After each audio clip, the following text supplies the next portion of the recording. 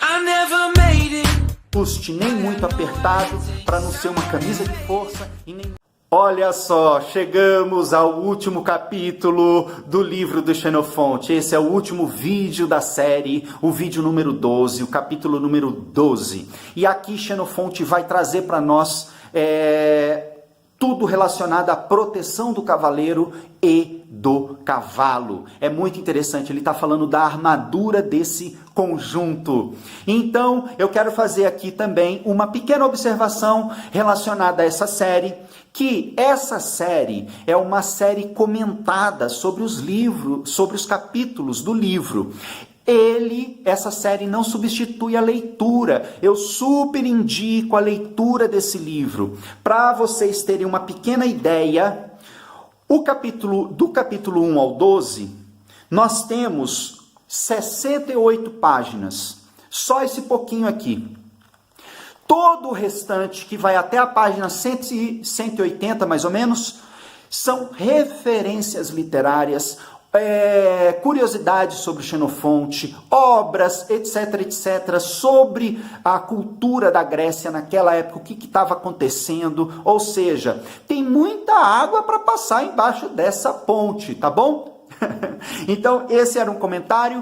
Eu vou fazer aqui uma pequena retrospectiva para atualizar o contexto que nós estamos nesse 12º capítulo, que é o seguinte: Xenofonte vai falar desde o capítulo 1 de como comprar um cavalo, como não ser enganado ao comprar um cavalo, das preocupações que você deve ter, que você deve fazer ao comprar o cavalo, tá certo?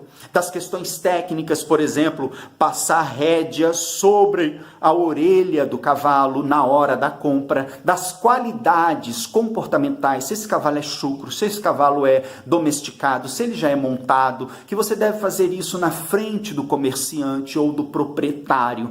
Tudo isso ele fala. Ele fala também sobre a preocupação que ele tem com o casco do cavalo o tempo todo, desde o manejo, que o cavalo não deve tomar banho todo dia, estou falando no caso deles, né?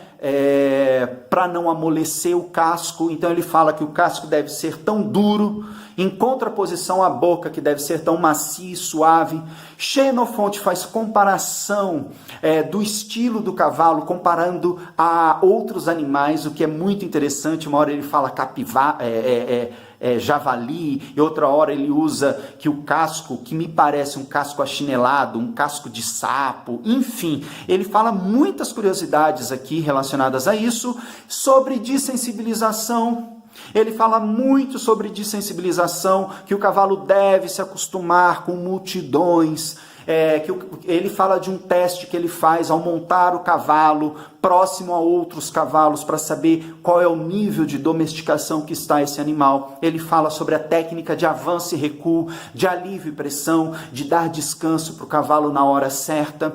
Ele fala que ele dá descanso para o cavalo no local de trabalho do cavalo.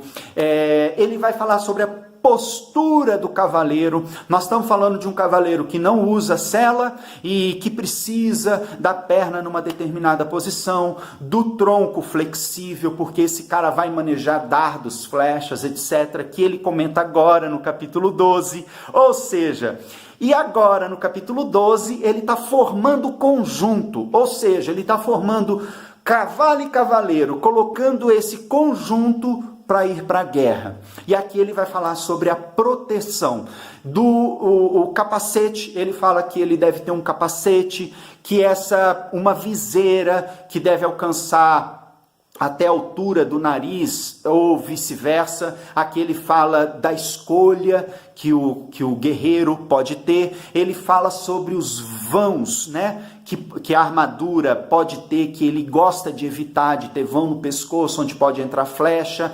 Ele fala sobre o vão da axila, ele fala sobre braços, o vão que tem os braços. Ele está falando tecnicamente da armadura do cavaleiro. E ele está falando que essa armadura deve ter um ajuste nem muito apertado, para não ser uma camisa de força, e nem muito largo, para não atrapalhar e balançar. É muito interessante. E ele fala, por fim, da proteção que o cavalo deve ter. Ele fala da proteção do peitoral do cavalo, a proteção no peito. Ele fala da proteção inclusive porque esse cavalo ele vai avante, né, na guerra e ele passa por cima de coisas. Da proteção na mão do cavalo, nos ombros. Ele fala de uma proteção, inclusive, na barriga do cavalo, que ele diz que é a região mais sensível. Xenofonte fez o quê? Formou um cavalo durante muito tempo, utilizando muito respeito. Nós estamos falando aqui de um cara que não usava violência, inclusive ele fala que algumas coisas que irritam o cavalo, cavalos irritados, podem ter um comportamento ruim, inclusive, né?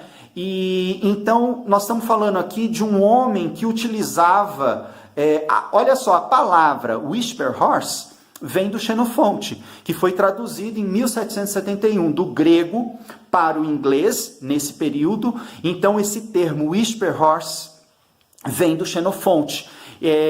Então ele já está preocupado muito com isso e agora ele forma esse conjunto para ir para a guerra.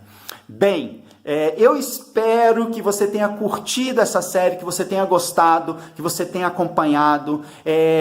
Todas as dúvidas você tira aqui, deixa seu comentário, deixa um like, acessa o meu canal no YouTube. Se você clicar aqui na seta azul, vai abrir um link que vai levar você lá para o meu canal e lá você pode ver todo esse material e muito mais, tá bom? Eu estou muito agradecido, muito feliz de ter terminado essa empreitada e espero vocês, de repente, numa próxima. Um beijo grande.